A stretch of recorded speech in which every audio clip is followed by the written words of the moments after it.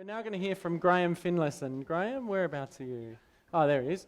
Okay, so Graham, his talk is titled Scaling Up Sustainable Grazing as a Commercial Investment. Please, a nice warm welcome for Graham Finlayson. Thank you very much, Ashley. I was getting a bit hot, I was going to take my coat off, but this is the corporate talk I've got to do now, so I thought I'd better leave it on.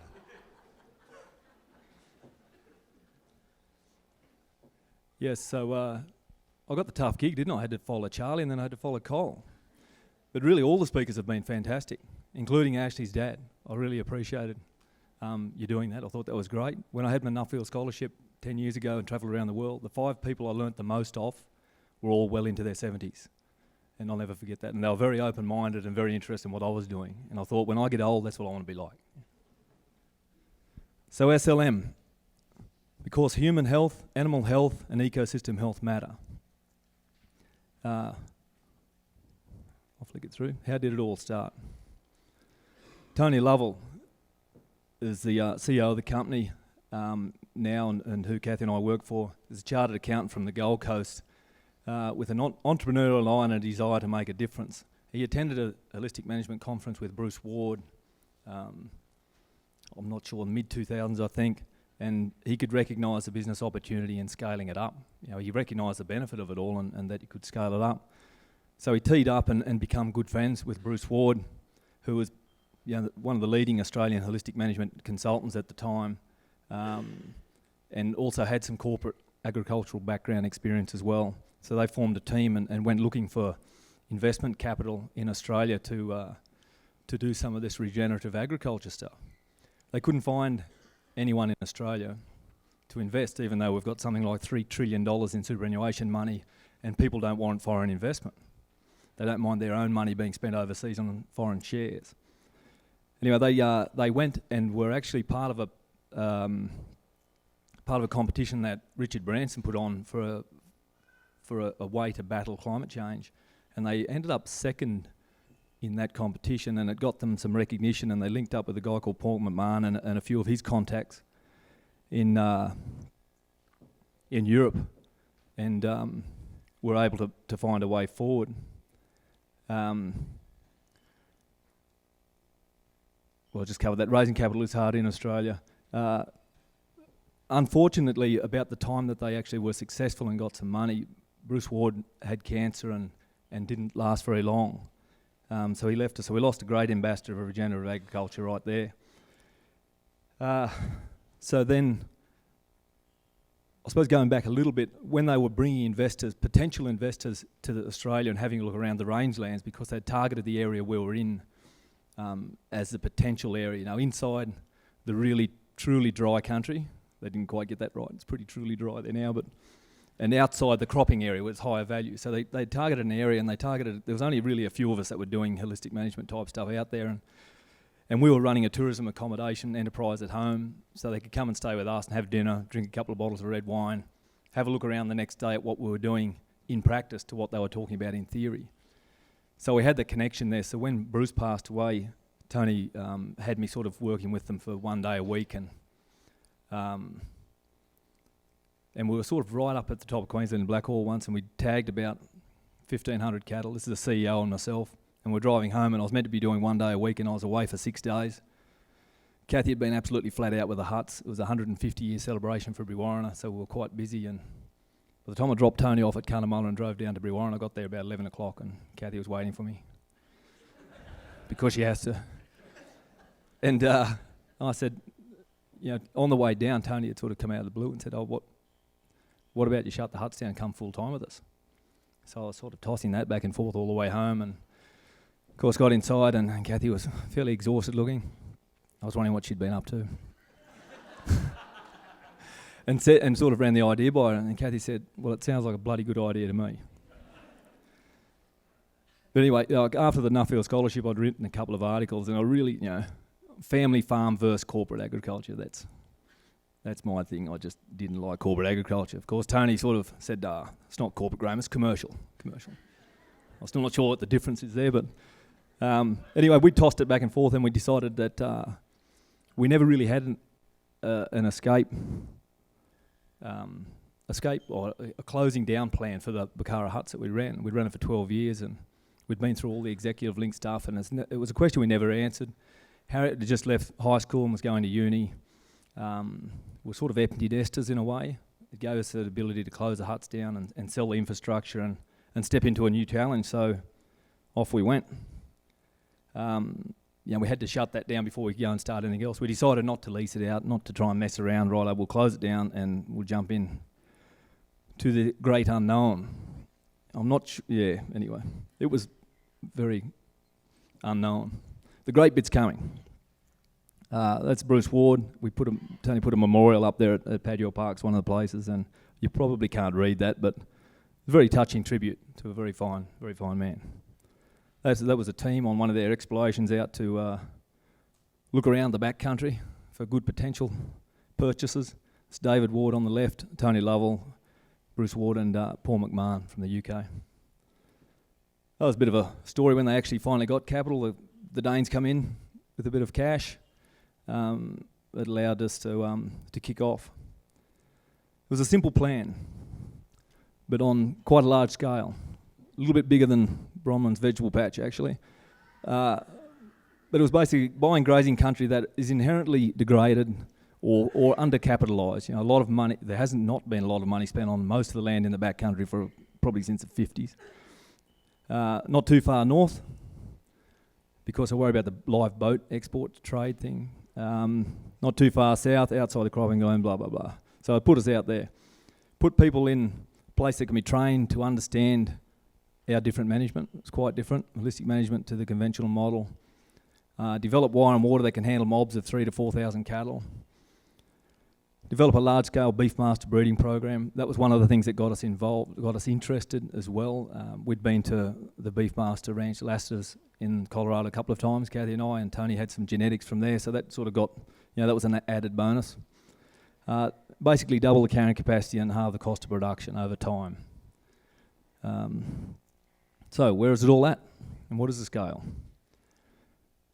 See the picture, Bathurst right down the bottom there, Bakara Plains up near the border, mostly around Cunnamulla, Eulo, as it turned out, big chunk around Quilpie, some up at Listowel Downs. Padua Park was the first one at Cunnamulla, 44,000 hectares. Willacora at Cunnamulla, 49,000 hectares. Amenda at Cunnamulla, 43,000 hectares. Garrowan at Eulo in the Mulga country, 79,000 hectares. Carolee at Burke. And these are all made up of a multiple number of properties that were amalgamated into management units. Carolee's also a big chunk, 71,500 hectares. Colac, Beltram Park, Munbury Haredean and Armabilla at Quilpie, big heap of not so soft Mulga country, 165,000 hectares. And Listowel Downs up at Blackhall, the sort of signature block, the only place that's high rainfall, also hasn't had any rain, 25,500 hectares. So it's a big operation, a lot of infrastructure went in. We've put, you couldn't have done what we've done up there without the advent of, poly pipe, obviously for pushing water around where we need it. GPS technology, the dozer driver, James Smith, local at Cunnamulla, fantastic job of using GPS technology to get dead straight lines for fencing and clearing fence lines and water lines and things for us. And electric fencing, of course. It's all single wire electric fencing. Over 4,000 kilometres of single wire electric fencing, mostly with our own staff and a whole bunch of backpackers. You can train a couple of backpackers to put up 10 or 11 Ks of that stuff in a day, pretty well, if they're good backpackers. Most of them were, a couple of dodgy ones. And we've recently just completed this 240 kilometres of total exclusion fencing to stop dogs, help control total grazing pressure with kangaroos. I'll talk a little bit about that later on. Basically we need to control the mouths and use the hooves, and we didn't have control of the mouths, even though we've got most of that country destocked at the moment. I jumped ahead there. The good water systems obviously really critical. We put double concrete poly cup and saucer water troughs at each water centre. Most of the pipeline's 90 mil. Some of the main delivery lines are 110 mil, and some areas where we had lots of bores we've got down to 75 mil. Just designed basically what we needed to be able to push the amount of water we wanted at the end of it at one point in time. And hundreds of hours with the dozer drivers. I'm glad there's dozer drivers. I don't want to be a dozer driver. So this is one of the blocks. That's Padua Park. You can see the development mostly split into 500-acre paddocks. Water points are in the centre there with the double cup and saucers. I've got one here a little bit long that shows a pipeline. Padua Park's a mirror block of Amenda, which runs onto the Mitchell Highway south of Cunnamulla.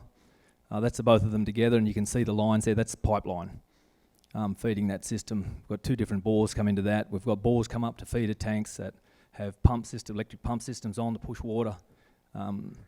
We can mess around with big mobs. It's designed to be able to do that. It's not our major goal. We did a little bit of that early on. We had, two bigger mobs than we had the feed for. But I don't mind having it there. There'll be times we'll concentrate on 12 to 1,500 in a mob, but maybe put two mobs together now and again. Just gives us that extra impact. This is the Mulga block. This country was more like $20 an acre sort of country, so you can't spend the same amount of money on infrastructure, but we didn't want to spread it all out and make it unworkable, so we put a ring main system in with 6 smaller paddocks, 500-acre paddocks, and 2,500-acre paddocks. And that works quite well, and we've actually measured quite a difference between those long paddocks and the smaller ones in yield out of them. So, we'd like to get to the point where we can put the next ring main in and ramp things up there.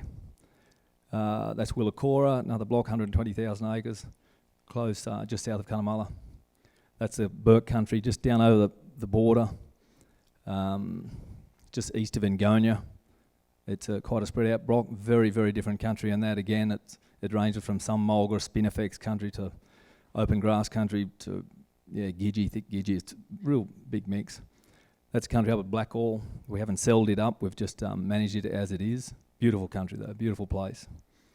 And this is the Quilpie country in the Mulga, which we actually lease to neighbours there that have got 6 children, 4 sons, and wanting to expand. So we let them expand by having 480,000 acres. It's also got a very beneficial carbon project in on it with us, so we could afford to do that we can lease it reasonably to them, and it's a good return for us, and it's one big chunk of country I don't have to worry about. That's when the fencing was finished. There was a little bit of joy. The team weren't overly enthusiastic about doing 240 kilometres of 6-foot high fencing, but they got it done, and it's fantastic credit to them. That was the easy bit, getting all that stuff. It's a lot of work, but it's pretty easy to do all that. Weather. Our timing was a little bit out. If you remember that graph I had on the program at the talk earlier this morning, we stepped in there 6 years ago, and it pretty well hasn't rained much since. Actually, most of our rainfall areas are in the lowest 5% decile, over 100 odd years. So we're right down there. It's pretty tough, but we didn't have a lot of hold-ups with the development with wet weather. Has to be some good thing. Yeah. Grazing pressure, with the external pressure, I'll talk a little bit about more of that a bit later. It's the pressure coming on has been just absolutely enormous. Matching stocking rate to carrying capacity, it's tough to do when it's dry. We've had a couple of late winter rainfall events, and we brought cattle in, and you can't see far enough ahead, and we've got most of those places are destocked. And I was in a chopper a couple of weeks ago, flying over 2 of the units, and looked down. I thought, what? It's about right. It just looked horrendous from the air, although it looked better on us than it did in a few other places. Management policies, we didn't have it was a very green organisation really to step in to do something on scale that no one really had done. We talked with John Dunnicliffe and had met with John from up at Beetaloo in the Territory. He was the only one that you could sort of come close to really. So we didn't have enough structure in the business, and that was, for Kathy and I, that was a real challenge early on. People, the staffing, we've been through some staff. We've been through a lot of staff, and that's I don't mind that. I think we have to set high hurdles. If you want to have good staff, you've got to set the hurdle high enough, and those ones that aren't good enough fall out of the picture. And coming into isolated areas out there and doing what we wanted to do, it was one thing for us to be doing it at home and putting up with the local talk of not agreeing with you or whatever, but to come into an area where you're large scale, it was a little bit confronting for some of the locals. A couple of the locals, we've had a couple go off and do some training since, so that's a bit of a win. It gets hot out there too. The last couple of summers have been absolutely brutal. Back to kangaroos. On the left there, that's you see that galvanised iron tank. Tony drove past one day and sort of looked inside it, and you can see half of the grass plant on the outside is just nothing on it. The bit that was inside and protected is actually, it was alive and green. The plant up the top on the right was out of the Tuan Creek flood-out country. We had a little bit of a run through. I went ahead of where the cattle were to look around, and I pulled that plant out. We had not had cattle in there, and that was I'm not sure what sort of grass it is. It was an annual, but it was probably should have been 3 foot high, and it was just chewed back to the butt, and we had not been near it with cattle. If you look at the photo of the kangaroos on the bottom right, there's got to be at least 1,000 there in one spot. Our place is on the right, thank God. It's interesting though, we don't know what the landscape was like 120 years ago. This is on the Yulo country, and Ian, the manager there, fenced off these grass plants, which are only wiregrass. They're not the best perennials. You don't see the best perennials because they're gone. They're there, but they're the ones that get picked out all the time. So what you're looking at is what animals like the least. But he put those they've been around there for a couple of years. He's taken them off and trimmed them a couple of times, had cattle eat them once, I think.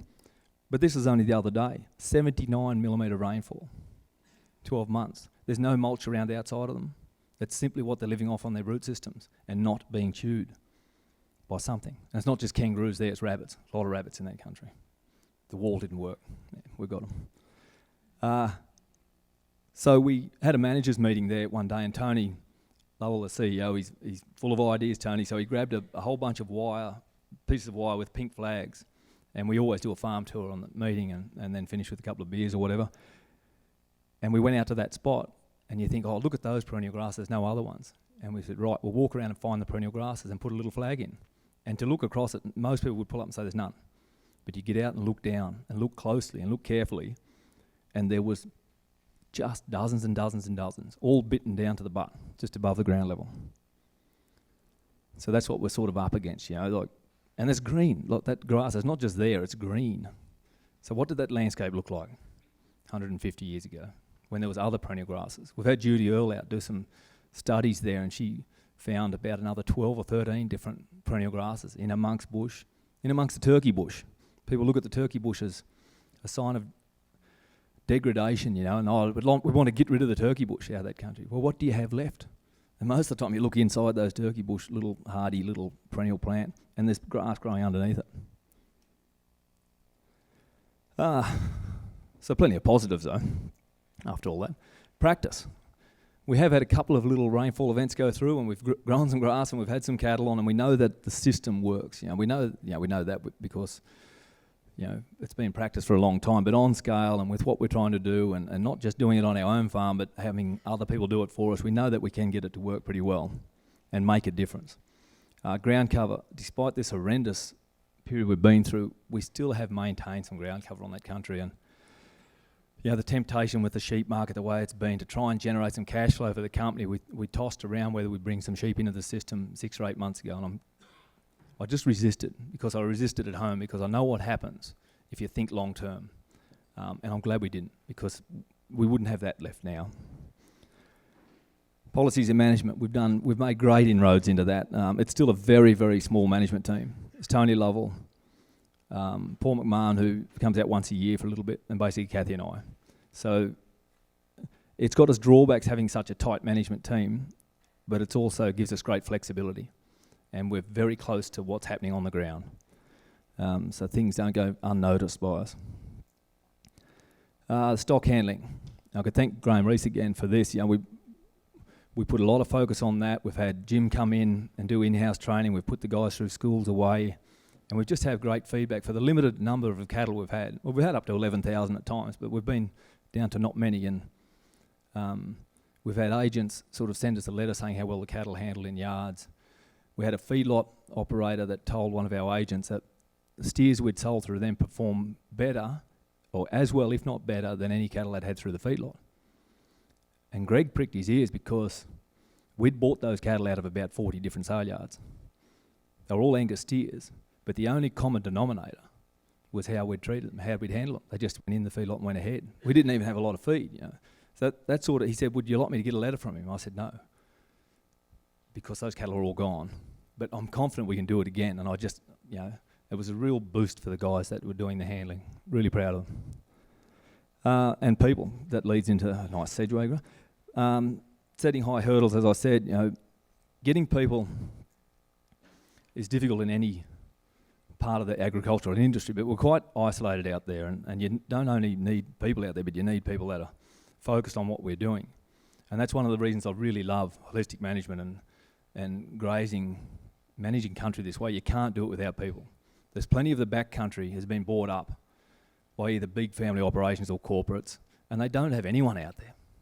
It's just, we've got a big focus on families. We've got a great team at the moment, and we're looking for one more manager at the moment, but people are a big part of it for us. They all get on well together. It's quite convenient down around that Cunnamulla area. They can sort of help each other out on different places. We get together once a month for a managers meeting, have an agenda, run it properly, have a farm tour, and then have a bit of a social sort of an evening, and it really works well. We also put a lot of effort into training, not just with the livestock, but we've had Dave McLean come in from RCS. We've had different ones for different training events, and they get a lot out of it. They're getting paid to do it, which is always an issue with the general public. If there's funding around to go and do some training, then people don't necessarily concentrate as much as they would if they were putting their own money into it. But these guys they've got a fair incentive. Because we don't put up with people that don't take notice. And camels. I'm cruising. I only stuck these slides in this morning. I nearly forgot the old camel job. We brought camels into the system and ran 30 or 40 camels in the mobs of cattle we had for the bacteria transfer. Most of the country we've got, there's a lot of good open grass country. There's plenty of timber and there's a bit of mulga. So we brought them in to help with that. And there's not a lot of hard science around it yet, but anecdotally and certainly from my experience watching them, and I think there's a fair bit of benefit to it. And they're a great animal as long as you handle them carefully. They get a bit emotional. Unfortunately, we lost. The bottom right there, we had a little pet camel turned into a very big pet camel, and we thought she'd outlive us actually, but unfortunately we lost her about 12 months ago. But the girls up on the top right. We decided to amalgamate the camels into one mob when most of the country was destocked on that open country, and then decided we'd take them to Yulo into the Mulga country, 60 kilometres away. Two girls that work for us, Stacey and Hannah, and I think Harriet was out there at the time and did a bit of filming with the drone. They walked them the 60 kilometres over there in 2 days, no trouble at all. So this is looking down on some of our infrastructure. That's a nice one on the top right. We did have a bit of rain that year. But all the water points are like that. 2 cup and saucers inside them. If you look at the ones above, you can see the sort of shape. We make the 8 paddocks around the water point. It works quite well. You always learn as you go along. We've got 4 kilometres between water points, so 2 kilometres to the back of the paddock. If we developed again, we would probably seriously look at putting a single cup and saucer in and having 3 k's between the water points. More paddocks. So you learn as you go along. But we certainly did mess around with a couple of big mobs there for a while. A lot of focus on having the animals go through nicely. There's a bit of a talk about earlier about someone had cattle run through a gate. We don't. That's a sackable offence for me. Is that the video there now, Graham? Can you just got a little video? Just letting the cows through. I'm on top of the tank. All 3,000 odd of them. Just going from FNL 3 through to FNL 6. Very nicely. Not in any sort of a rush at all. Beautiful. They come, just tell each other about it, and off they go.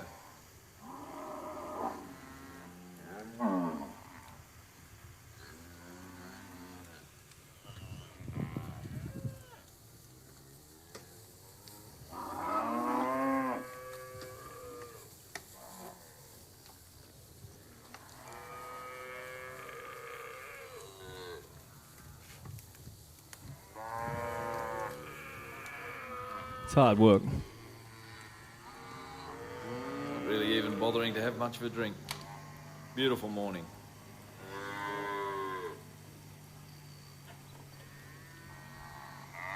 Those cattle, that was Probably utilised about 30%, if that, of that paddock. But they still like the idea of going into a fresh one.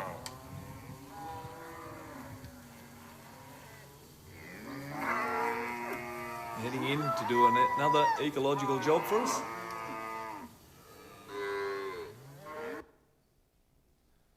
Yeah, so it was those cattle picked up in condition really quickly. We had a storm go across the eastern end of Padua, so we had probably 10,000 acres of mitchell grass country and this buffel grass country that they copped that storm and green dried up, and we thought, right, we'll go to the buffel. Our plan was to go around the buffel country first. It was in March, April, because if we get a frost on it and go into winter, it loses quality and the mitchell grass won't so much. By the time we went through all that area, the kangaroos had eaten most of the southern country out. 1 minute, just about done. I've timed this impeccably. There should be one more slide there. Oh, sorry. Here we go. Well, just going back to what was on that first one, we just looking at the bottom part, why we do what we do. We do what we do because water and soil and land matter. We do what we do because clean air matters. We do what we do because human health, animal health, and ecosystem health matter.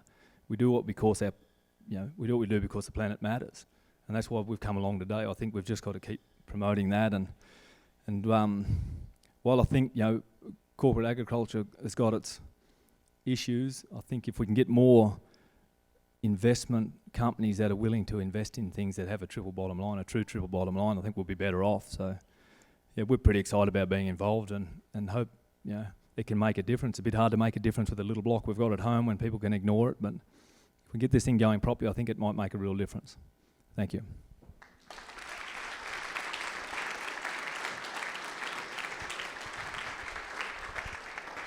Yeah, thank you very much for that. And as you say, introducing that concept of scale, for sure. Couple of questions here. First one, how do you think Aboriginal people managed your dry country? Have you had any experience or wisdom? I haven't really, and I think it's unfortunate because I think a lot of the talk around Aboriginal burning was more in the non-brittle sort of environments. I'm not a big fan of fire out there, to be honest. Our biggest challenge is getting ground cover and maintaining ground cover. And I haven't had anybody yet show me how you can have a fire without losing that. And that's the challenge. And then, we had a fire rip through the back of home in December, just before Christmas, December 2012. And I can still see the damage that caused because we still haven't had summer rain over it. So you've just got those long dry periods. And the other side of it is, I think when the first explorers went out around Brewarrina a high Aboriginal population now, has been, always of course, but and a significant, possibly oldest man-made structure on the planet is in the riverbed there in Brewarrina. So a lot of history there. Some of the first explorers said, the first camps they come across, there was 8 men that were sick looking. I think disease beat us out there. So we lost 25% of the population in the medieval period in Europe with the plague, and civilization went backwards. So how can we ever know? I think there was certainly, there's knowledge there we'll never get back. And it's a bit like arguing over what the country was like 120 years ago or not. You can go forever. We've got to focus on what we can do to make things better. That's what we have to do. Okay, good. Given the amount of input required to manage the landscape to handle cattle, do you think you would be better off with animals more suited like kangaroos? Well, it's a valid question, isn't it? If they're already lining up, feet deep on one side of the fence. It's a fair enough question, but it's not. They're a native animal. Okay. The whole thing about the hooves is wrong. The hooves, if they're there all the time, is a problem. It's the mouths that do the damage. I've ridden a motorbike along behind a kangaroo and had them kick up dirt in my face. They can. We've seen areas that are just decimated with kangaroos. So it's about the control. And one of the biggest promoters of the kangaroo industry is a guy called George Wilson. Great guy. He and Jeff Wise came out and visited with us a few months ago. And the blockage for me was, how do we control them? You know, he wanted us to be able to, because we've got this exclusion fencing, we could run a certain 5,000 roos in there or whatever. That's fine. We could probably handle 5,000 in anyway, in those sort of areas. But how do we control their mouths?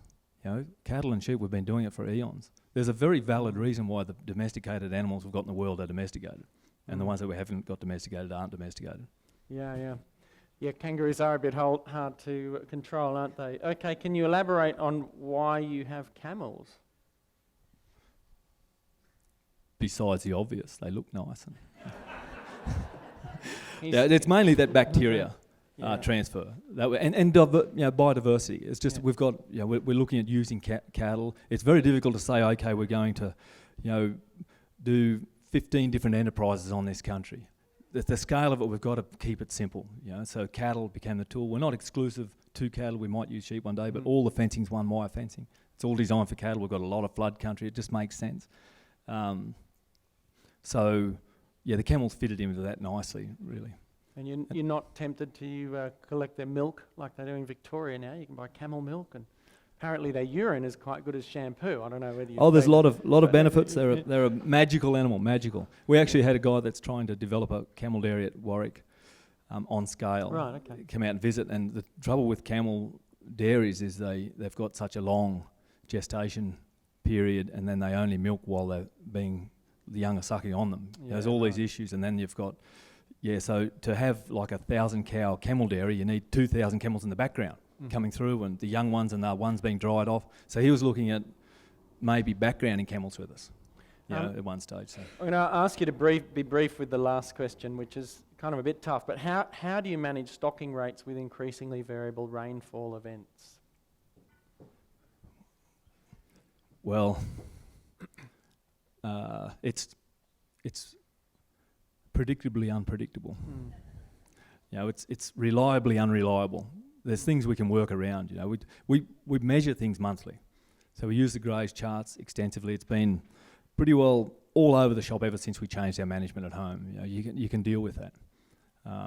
Being down to destocked is extreme, but they are extreme conditions. It's not that difficult to match stocking rate carrying capacity. You don't have to be. I think it was Brian Marshall, another HM educator, said to me once. He said, you don't have to be exactly right. It's far better to be approximately right than exactly wrong. And I think that was quite true. We measure and we monitor and we get things as well managed as we can, and then we monitor for things going wrong, so we can change. We're flexible, and we can. It's not that difficult. And unlike the 1850s, as David often says, you can actually book a truck to take the cattle off. You're not actually stuck. The markets are still functioning. Of course, yeah. I mean, that's the real shame with this drought, isn't it? And even the Millennium Drought. I mean, stock prices have held up. There's been no excuses for people not to move while stock are in good enough condition to truck and get pretty good money for them. But we don't think about it like that. We always want the price we think things are worth is a different price than what they're actually worth. So it's a blockage. Yeah. But if we use the grazing charts, we have to have some sort of objective measurement process that we can balance our decisions against, besides the fact that we've got corporate reporting responsibilities, of course, as well. So we have to show them that we sort of, we know what we're doing. But we can, it's not that difficult to manage that stuff, That's great. Okay, well, we'll move on to our last speaker, but thank you very much.